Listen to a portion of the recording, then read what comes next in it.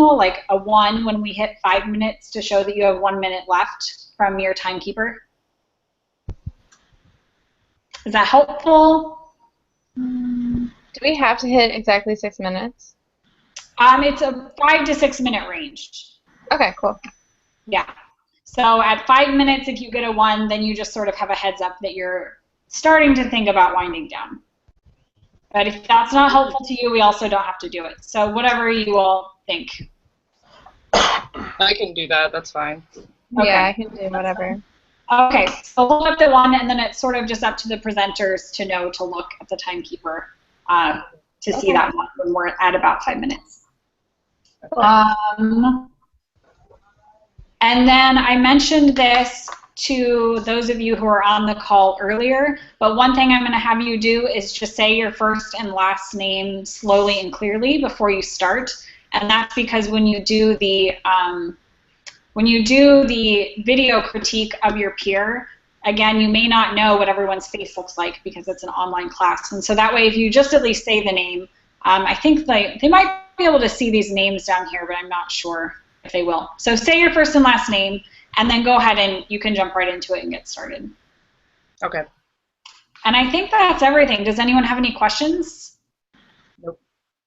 Okay, so we are live, so we're recording. That's all set. In a moment here, I'm going to mute.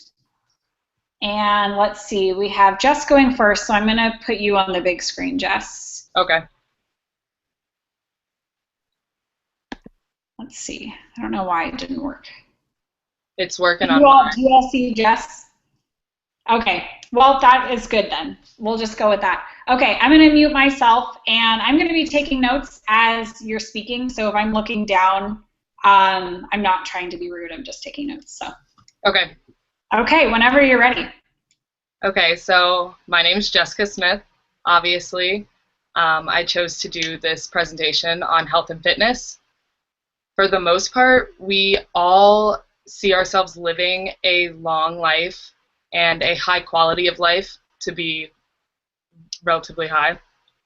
I wanted to share some information that could help or hurt your health and fitness activities more so, because we strive for these things. These points are really important, like working out, your diet, your exercise routine, and just overall your mind and body connection, because it affects everyone, and it's been a problem in the United States for years. So in short, if you live a healthy lifestyle and work out every day and have a proper diet, you'll live longer and live happier. So for my first point, I think the first thing everyone thinks of when I say health and fitness is exercising. And there is 2 main categories of exercise that you're supposed to get pretty daily, just depending on if you're trying to lose weight or gain muscle or even gain weight. So the 2 main types are aerobic and strength exercises. Your aerobic exercises are more of like your slower pace. It could be running or walking, swimming, or just doing like yard work or house chores. And your strength exercises are going to be more of a heavy lifting, rock climbing, or like sprints. Both of these have a lot of benefits to them, which would increase your life expectancy. Some benefits for an aerobic exercise is that because they focus on your larger muscles, like your arms and your hips and your legs, it helps your blood flow overall. Also, because you breathe faster and you breathe deeper, it adds more oxygen to your blood, which is healthy. And because your heart beats faster, it increases your blood flow.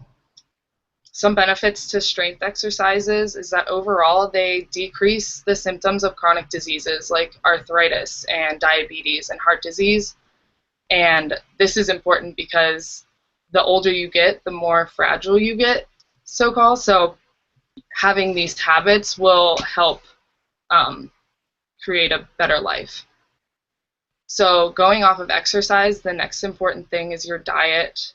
Obviously, fruits and vegetables are healthy, and a lot of people say that, but I don't really know if they know why.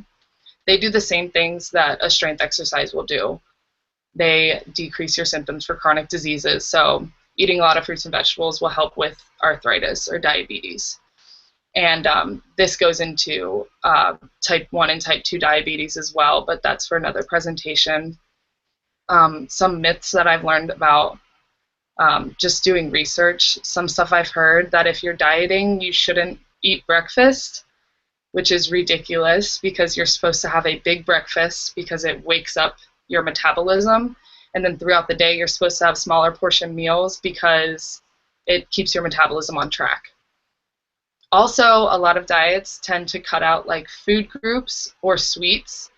And something I've learned through research is that you should eat these things. You should just enjoy them and have them within moderation. And this is where people run into where they eat when they're bored versus when they eat when they're actually hungry and planning a meal.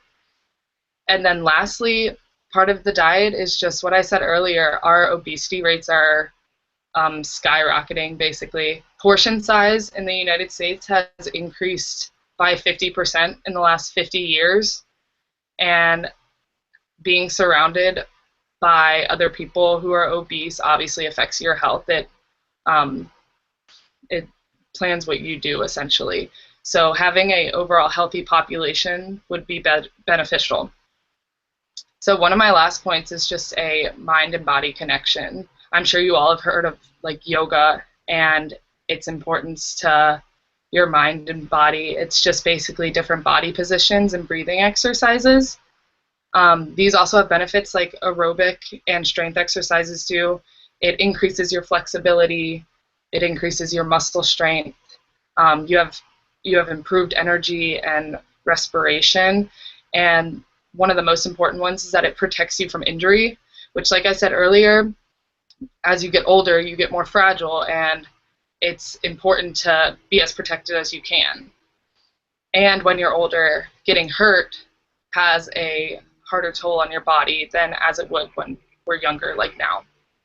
So the other point is just your mind and body connection. So self-care and self-love, which I'm sure you've all heard of. It's just overall correcting your mental thought process, and it teaches you that having positive feelings boosts your self-esteem, which in return builds better relationships with other people. So it teaches you that you have to put yourself first, and in order to do that, you need to do healthy activities and eat healthy. That way, you can have a good relationship with other people. So in conclusion, with the facts that I've presented about working out, exercising, diets, and a mind and body, I'm hoping you take away a thing or two and you think it's important as well.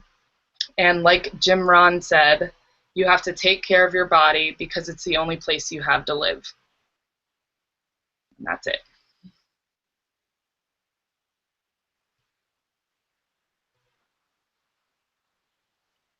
Excellent job, Jess. Thanks for starting us off. Thanks. What was her time, Rachel? She was at 6:01, almost Awesome. exact. Perfect. I thought it was so much more, but that's good. Yeah, that's great. Excellent. So next we have Katie. And I'm going to put Katie on the big screen, so don't forget to unmute yourself, Katie. Excellent. And whenever you're ready to get started, Katie, just go ahead and introduce yourself and you can get going. And we have Rachel timing for you as well again. All right. My name is Caitlin Senna, and my topic is the Antwerp Diamond Heist. So how safe really is your money sitting in a bank? If thieves can get through multiple levels of the world's top security in a breeze, you really might want to rethink its safety. According to the FBI, in 2011 alone, more than $30 million were stolen in some 5,000 robberies of financial institutions reported to us from across the nation. So again, you really might want to rethink your safety.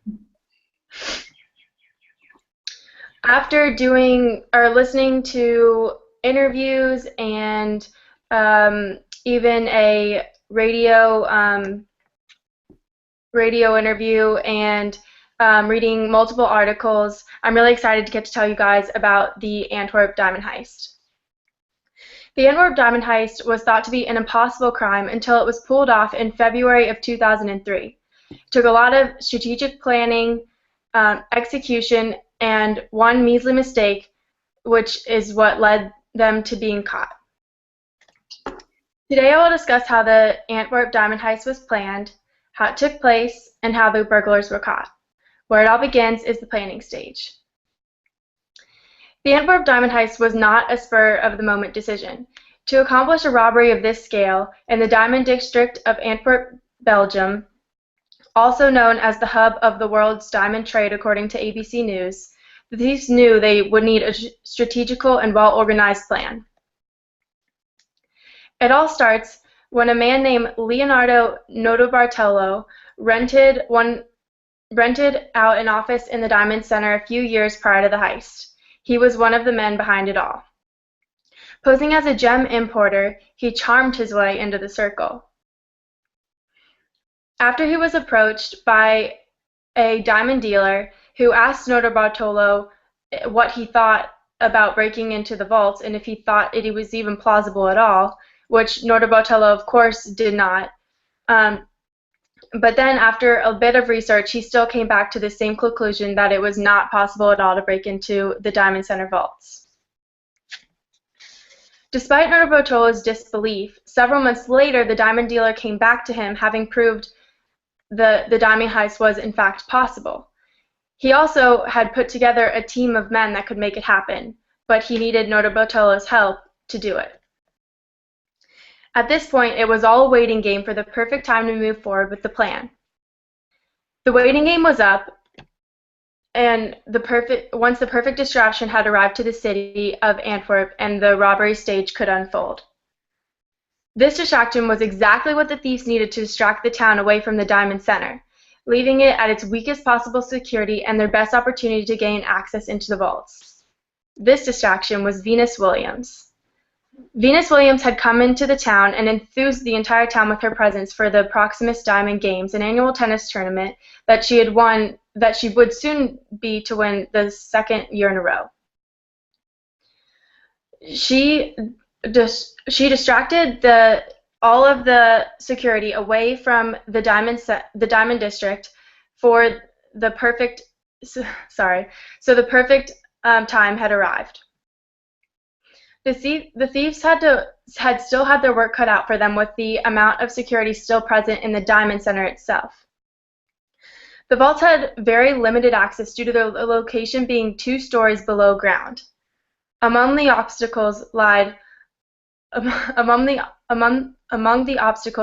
infrared heat, light, and motion detectors, and a lock that had 100 million possible combinations. Moving forward, they broke into another door and obtained a key to the vault, and also had overcome the alarm that was triggered by a 2-foot-thick metal door opening and dislodging 2 magnets. So the thieves made sure that the 2 magnets stayed carefully in place while they opened the vault and never even disarmed the alarm. Lastly, they self-assembled a tool that allowed them to gain access into any safety deposit box that was in the vault. And when they were leaving, they grabbed everything they possibly could hold. Getting in was one thing, though, but getting out presented a whole other challenge. With the key that they had made themselves, they allowed themselves access to any door in the building, making the perfect escape through the underground garage, which exited to a street outside the Diamond District. So they thought they were safe. The thieves were clever, but they were just not clever enough, leading them to the stage where they got caught. With most of the crew on the way back to Italy and out of sight, this turned out to be the perfect robbery.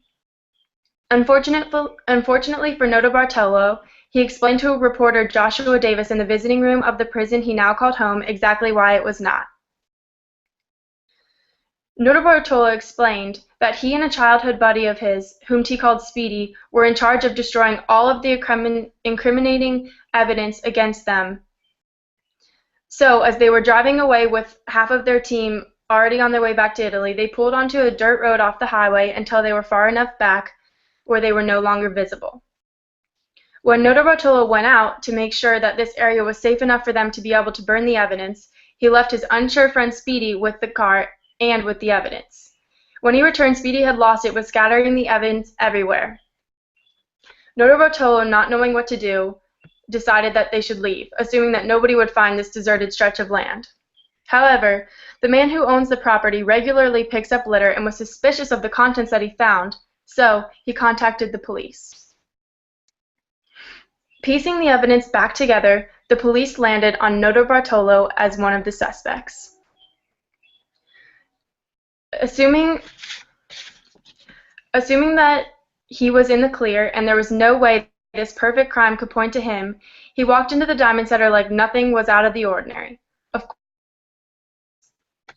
Security alerted the police, who found his family packing to get away, and he was shortly arrested afterwards.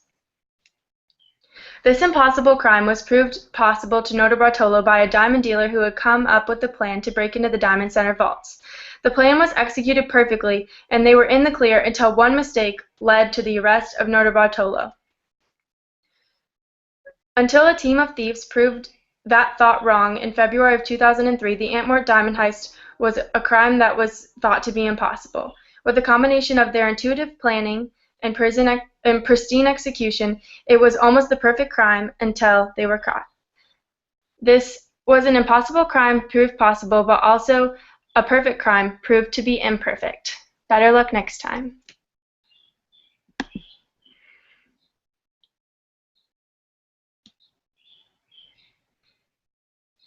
All right, great job, Katie. Thank you so much. What was her time, Rachel? I was at 7:23.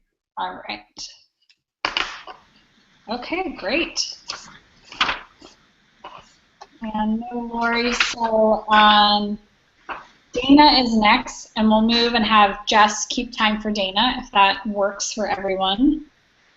And I think that's it. So I will mute myself, and then just make sure you introduce yourself, Dana. I'll put you on the big screen. Okay, whenever you're ready. Okay. My name is Dana Easton, and I did mine on the diagnosis of meningitis. Did you know that bacterial meningitis affects over 4,000 people and causes 500 deaths in the U.S. each year? But most importantly, that antibiotic treatment improves the rate of survivability to more than 85%. According to the Centers for Disease Control and Prevention, babies are at an increased risk for bacterial meningitis compared to individuals in other age groups. Therefore, explains the seriousness of the infection and the crucial treatment needed. Unfortunately, that was the case for me as an infant who was diagnosed with one of the most rare forms of bacterial meningitis at the age of only 3 weeks. After months of hospitalization, I was thankfully able to fight off the infection, and in the end found out the infection spread from the mouth of a dog. Meningitis is an extremely serious illness that is highly contagious and requires immediate medical care, since it could be deadly and or leave permanent disabilities in the individual. Therefore, I intend on informing you with the 4 different types of meningitis, the causes of each type, the symptoms of all age groups, and the treatment for the illness. These 4 types of meningitis are what are most important in understanding the illness. In regards to the different types of meningitis, one of the most deadliest types of meningitis is called bacterial meningitis. Aside from being the most deadliest, it is unfortunately the most common form of meningitis. According to the Cleveland Clinic, approximately 80% of all cases are acute bacterial meningitis. The initial infection of bacterial meningitis is causing tissues around the brain to swell. A second type of meningitis is called viral meningitis. Viral meningitis is an inflammation of the tissue that covers the brain and spinal cord. One thing to keep in mind is that viral meningitis is less severe than bacterial meningitis, and in most cases people are able to get better on their own. So non-polio enteroviruses are the most common case of viral meningitis in the U.S., especially from late spring to fall when these viruses spread most often. A third type of meningitis is called parasitic meningitis. Various parasites can cause meningitis or can affect the brain or nervous system in other ways. On the other hand, though, this type is much less common compared to bacterial and viral meningitis. People get infected from ingesting something that has infectious stage or form of the actual parasite. So then lastly, the fourth type of meningitis is called fungal meningitis. This type is considered to be very rare and is usually spread through one's blood flow to the spinal cord. All four different types can affect a range of different ages, all with different symptoms depending on what age group. When considering the symptoms of an infant at first, these symptoms can be very distinct and different compared to other age ranges. According to the Mayo Clinic, some symptoms newborns and infants might show would be high fever, constant crying, excessive sleepiness or irritability, inactivity, poor feeding, and or bulge in the soft spot on top of a baby's forehead. Another important factor in regards to symptoms of infants is that not all infants show each type of symptom and may appear in any order, as well as infants develop these symptoms more quickly compared to any other age group's onset symptoms. When looking at these ages, at the ages above infancy, anywhere from toddler or to adulthood, these individuals experience a set of different types of symptoms compared to infant symptoms. According to the Mayo Clinic staff, possible signs and symptoms include sudden high fever, stiff neck, severe headache with nausea or vomiting, seizures, no appetite and or thirst, and sleepiness. A vital piece of information to keep in mind when looking at these symptoms in the older age group is that early symptoms of meningitis may mimic the flu. Therefore, it is crucial that one seeks immediate medical attention if any of these symptoms begin to develop.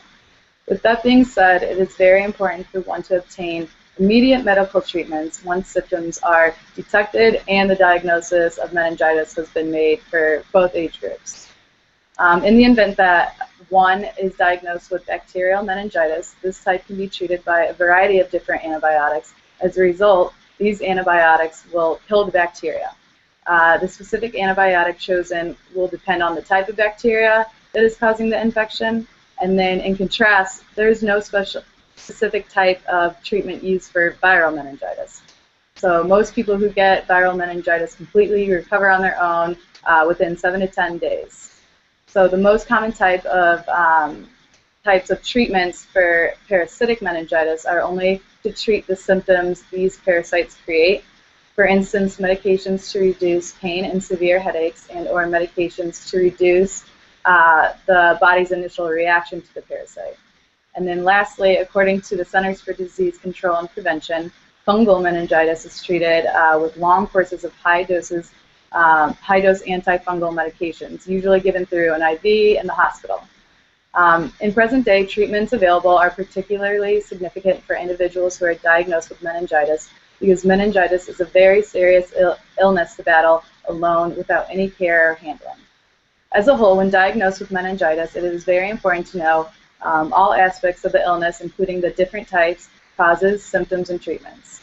Meningitis is an extremely serious illness that is highly contagious and requires immediate medical care since it can be deadly and or leave permanent disabilities in the individual.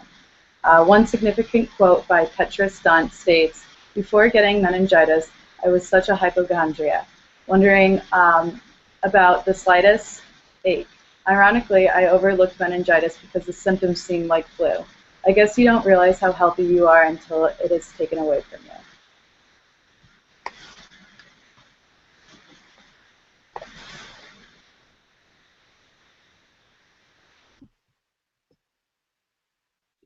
Okay, thank you so much, Dana. Great job. What was her time, Jess? 6:26. Awesome. Okay. So we have Rachel and then Brian, and that is it. So Rachel, and make sure you say your last name, Rachel, just because we have a couple other Rachels in the class. And Yeah. we'll go ahead and get started. Rachel. So, okay, Right, well, you're ready. Okay. Well, my name is Rachel Adelsperger. I chose to do my speech on stress.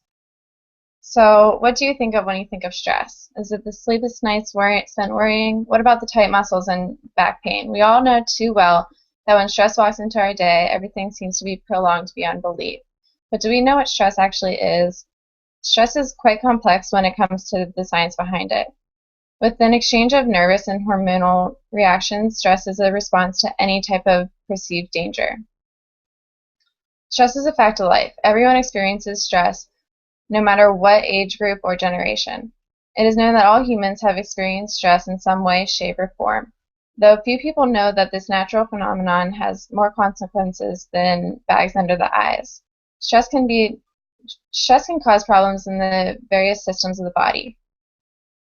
So my mother has had a rough path of life, especially after marriage issues and raising 2 kids on her own as the recession hit. I'm no stranger to seeing what stress can do to a person, as well as feeling it myself. It was stressful for her to take care of my brother and I, though I was also stressed by watching her struggle. Stress is a universally known occurrence. It causes various issues that need to be coped with for a healthy lifestyle. Today I will discuss how stress can quickly turn from a gentle motivator to an aggressive push toward mental and physical mishap. First, I will discuss what stress is defined as by scientific research. So stress is a complex exchange of nervous and hormonal reactions. It is a psychophysiological response to any type of perceived danger. And this is important because a psychophysiological response is an occurrence between the mind and the body. So though perceived danger is one trigger, it's not the only one that can cause stress, and because of this, it makes it even harder to measure a person's stress. And stress has been studied by many scientists. One notable scientist named Hans Selye would mainly use animals and put them under stress with extreme temperatures, loud noises, or constant light. These animals would exhibit a fast track to many diseases that humans contract also. This includes heart attacks, strokes, kidney disease, and rheumatoid arthritis. Because of this research, Selye coined the term stressor, the stimulus for stress. And this is what helped him create the human function curve. It helps explain that increased stress can increase productivity, but only to a certain point. And after the threshold of the productivity is hit, everything rapidly decreases. As stress increases past our ability to use it as motivation, our physical health takes a toll. Stress causes harm to several of your body's systems, which include the musculoskeletal system, as it becomes prone to muscles tensing up as a way to guard against injury and pain. When the body is in this state for an extended period of time, migraines can be triggered with chronic muscle tension within the neck and shoulders. The respiratory system is in danger as stress makes it physically harder to breathe. With the uprise of asthma in America, this is particularly alarming. And lastly, cardiovascular problems are what doctors worry about most. When stressed, a person's body speeds up to an increased heart rate. If this is prolonged, it creates elevated levels of stress hormones and blood pressure. This is the perfect breeding ground for potential heart attack or even hypertension. All while your body is experiencing distress, your mind is trying to understand the impossible. While you're under stress, your brain is also. The brain undergoes its own changes and physically molds into a different shape, giving a person a completely new train of thought. While stressed, the brain sends a signal to release hormones, one of which being cortisol. Cortisol has been shown to kill cells in the brain by sending signals too frequently. This occurrence causes premature brain aging. Additionally, serotonin and dopamine levels are affected. These levels are affected negatively, and as a result, depression occurs. Depression itself is a huge factor in the dangers of stress, as it can lead to addiction, change in appetite, and irregular sleeping patterns, which each cause their own threats to a person's life and health. This evidence shows that stress can act as an umbrella over various problems that regularly cause life-threatening health issues. Stress affects a person in every aspect, whether physically or mentally. And it is a universally known occurrence. It causes various issues that need to be coped with for a healthy lifestyle. So the day a person recognizes their own stress threshold is the day that their life experience changes for the better.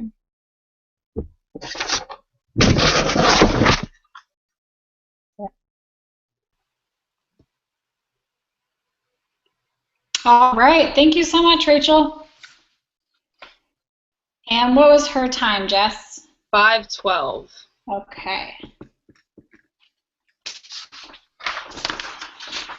All right, Brian, you are our last one. So you can just introduce yourself and then go whenever you're ready.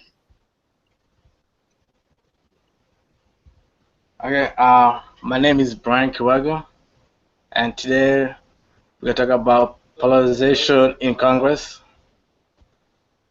The reason of this speech is to understand why Congress has been so ineffective in the last, say, 16 years. Polarization of the left and right wing of Congress has caused this Congress right now to be the most ineffective Congress in the history of America. In 2013, 70% of the bills were voted. 70% of the bills were voted by people from Democrats or Republicans who sided by their own side. This means that each bill that came in, 70% of the people voted the side of the Republicans or Democrats. While in 1973, 40%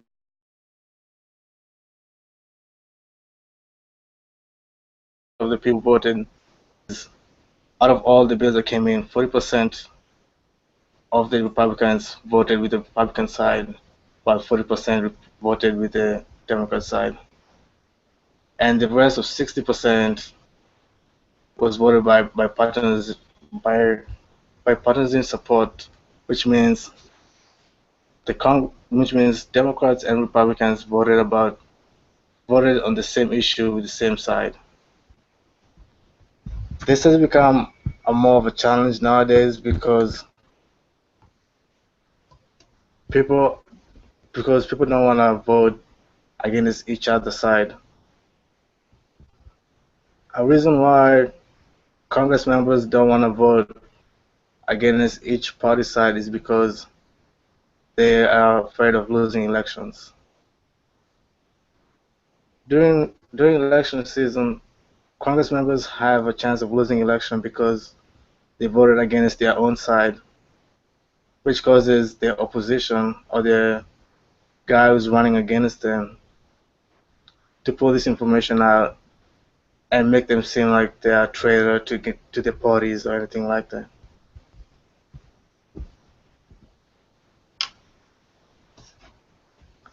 Another reason why the polarization in Congress right now has become such a big deal is because of money. It takes approximately over $10.5 million to run for Congress. It is really hard for a simple congressman from Ohio to raise $10.5 million every 2 to 4 years so that they can get reelected for elections. So Congress members are supposed to raise money for their parties. So if you're a Democrat, you're supposed to raise a certain amount of money so that you can help your other fellow Democrats win elections. So if I was a congressman for Ohio and I ran for elections, I would expect for the Democrat Party to help me pay for advertisements, hand-to-hand shakes, get super PACs on my side, and things like that. This is another reason which has caused people in Congress not to vote on bills or issues that is going to jeopardize their issues. Right now during election season, you can see that most Democrats and Republicans are hesitant about touching major issues because they don't want to eliminate anyone or any demographic. So usually a congressman has like a 10-hour day. 4 hours in that day they spend it calling donors to see if they can raise more money for their to see if we can raise more money for their to see if we can raise more money for their party side. And then another hour is spent on handshakes and going to events and diners and dining people. So 50% of the time that a congressman is in Congress spends it in trying to get money so that they can get elected again. And this 50% doesn't account for going on like rallies and tours and going to giving our speeches and things like that. Another reason that Congress has been such a, like the last couple of years, it's just been Democrats versus Republicans, is because that Congress is not, I mean, the U.S. government has not really given a chance for libertarians or independence parties to come out forth and be able to make a statement. Like, we all like looked at the debates. There was only like a handful of people from independence parties. If you're not able to join a debate, like a nationwide debate team, you're not gonna win a nomination. Like right now, we're just stuck with Hillary or Donald Trump, which is kind of surprisingly, because Donald Trump is like so far on the right. Well, Hillary has his own like super PACs and all that. So which makes it even more bipartisan than it was before.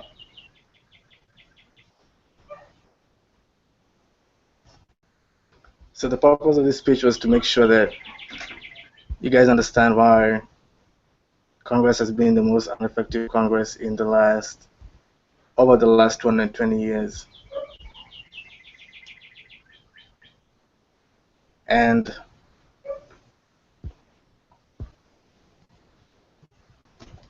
that's pretty much it. In conclusion, that we need to change this. It's a problem that has been foreseen for like the last 16 to 17 years. And we need to find a better way to change our way of electing people. Thanks.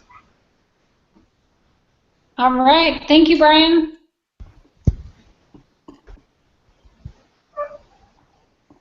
And what was his time?